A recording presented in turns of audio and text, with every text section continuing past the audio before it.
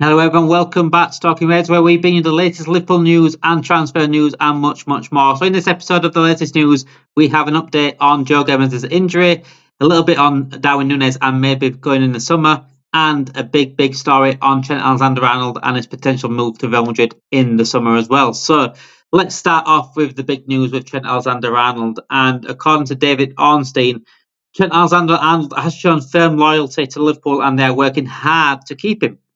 But so far, there is no breakthrough in the talks. So that's exactly what pretty much has been happening for the last few months. It seems to be the same news, just regurgitated all the time, especially with the no breakthrough in the talks. We know this is happening.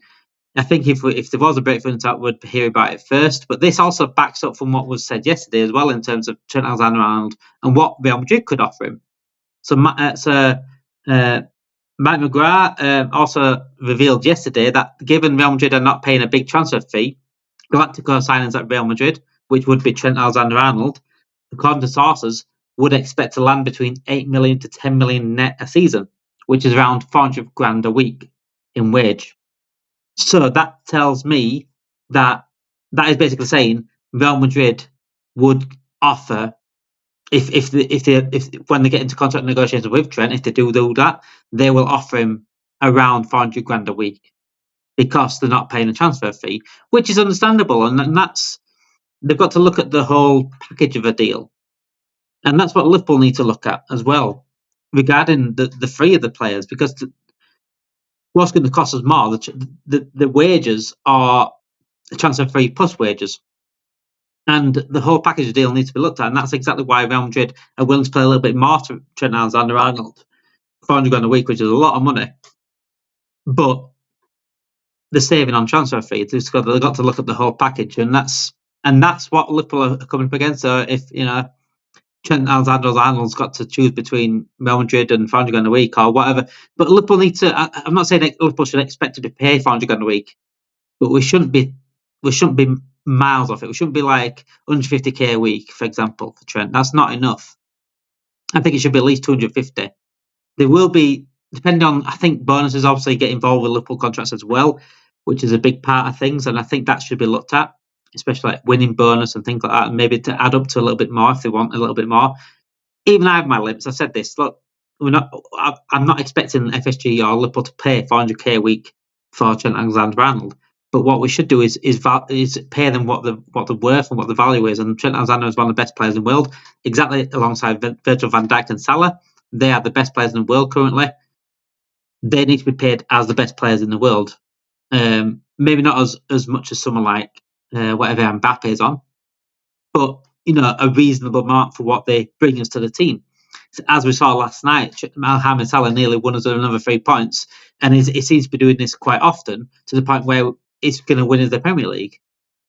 And we need to respect that sort of what he offers us. We've got to offer him just as much in terms of what he's delivering, basically, and what he will deliver, because I think he will continue to deliver this. And same with Van Dijk. Trent Alexander-Arnold is an only young lad. He's a Scouser. He's a potentially future Liverpool captain.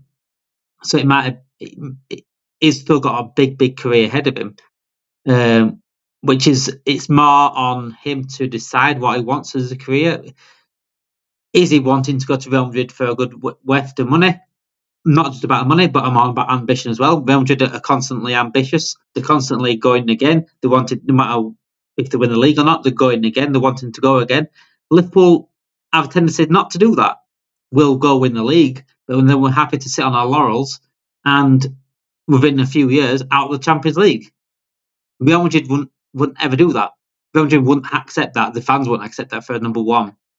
So he has got more of a chance to create a worldwide legacy at Real Madrid, if we're absolutely honest. If he ever wants to go for a Ballon d'Or, like he has said before, his better chance of doing that is at Real Madrid, who are constantly ambitious, are constantly challenging, not having drop-offs all the time, because they're not willing to do enough.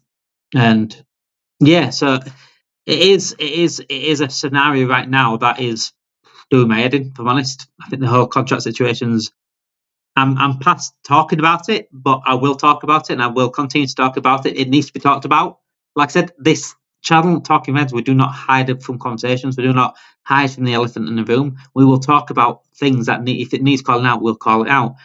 But yeah, it's not a good situation right now with the contracts, and Trent Alexander-Arnold does seem that he is going to Real Madrid. 400k a week's a big offer to turn down. But like I said, look, it says there, David Ornstein has said Alexander-Arnold's shown loyalty to Liverpool, and he will continue to show loyalty to Liverpool. But there's been no breakthrough in talks. So there's something, and it's the same story with all three of them. So it's all right throwing Trent Alexander-Arnold on the bus.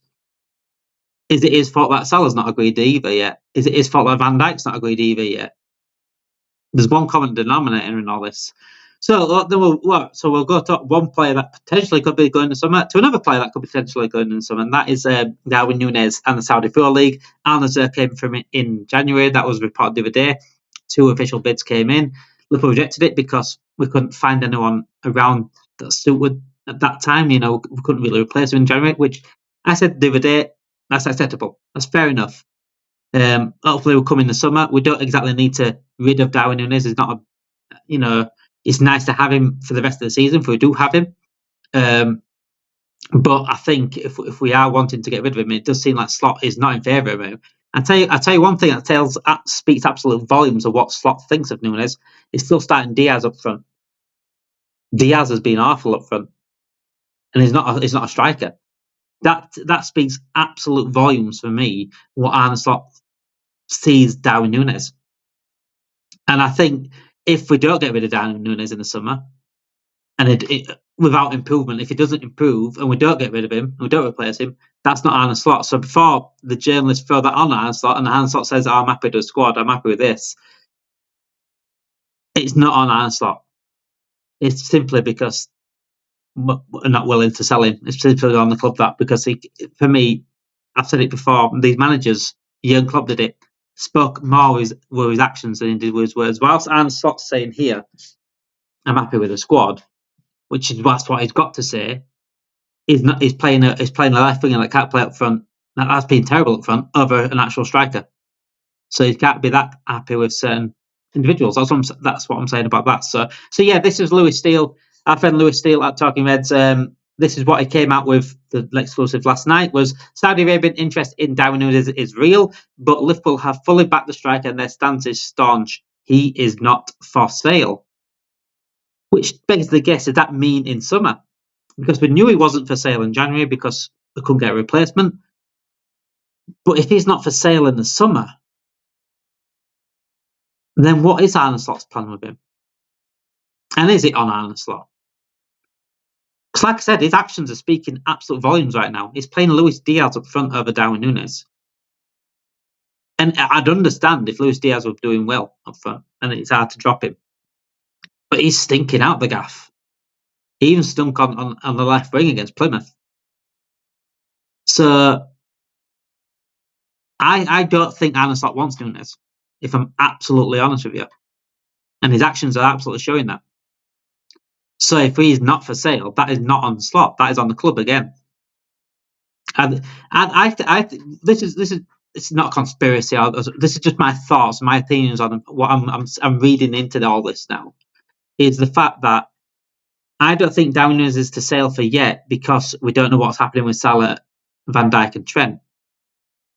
And if Salah, Van Dijk and Trent all leave, I don't think we sell Nunez.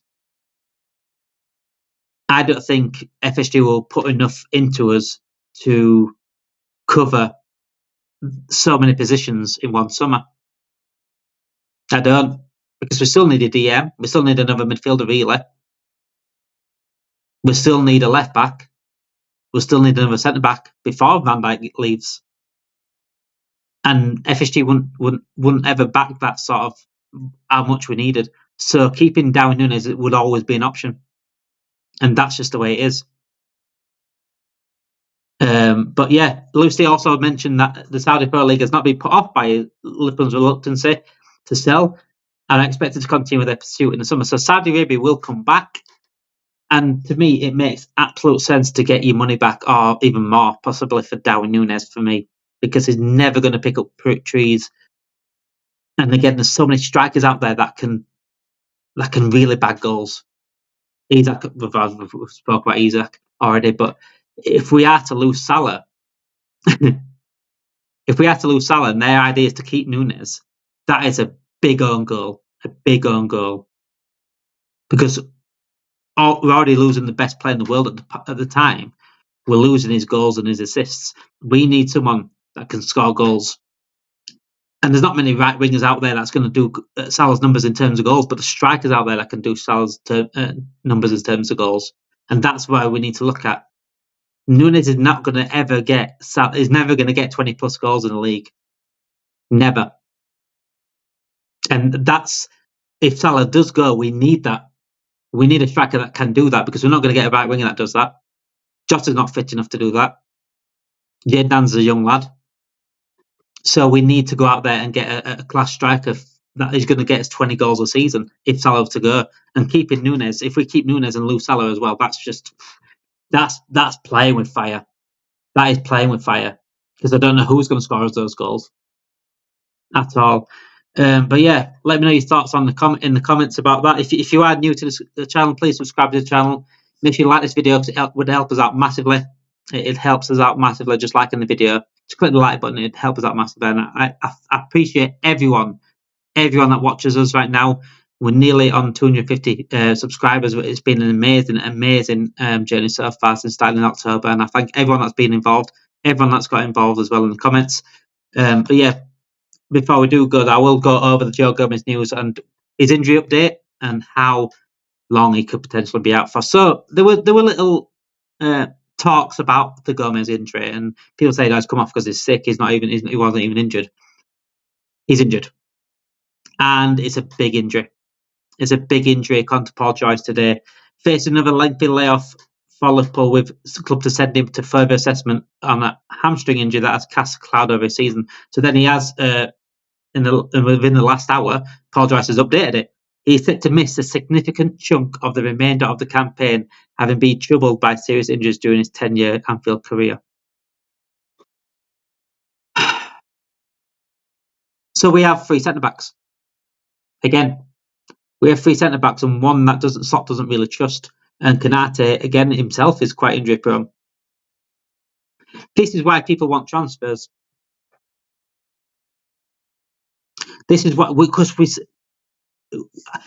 it's got to the point where Joe Gomez now is like the Thiago situation. When we needed a midfielder, people classified Thiago as an option. Thiago was never really an option. He was a bit like Jota as well up front. Really, it's like what's the word? A very limited option. Anyway, very limited option, and only can use him whenever he's fit, and he's very rare he's fit. Joe Gomez has become that now. I don't classify him as an option no more. Not a reliable option. It's just a shame that we're happy to sit on his laurels again and not replace players, and not. We got a good offer really in summer for Joe Gomez from Newcastle. We didn't take it. It is what it is.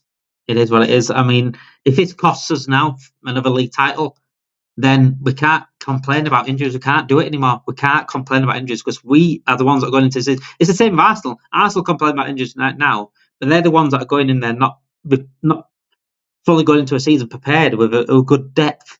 We've not got good depth in certain situations. We've got 4 centre backs. One Arsenal don't really trust, and 2 are really injury prone. So it's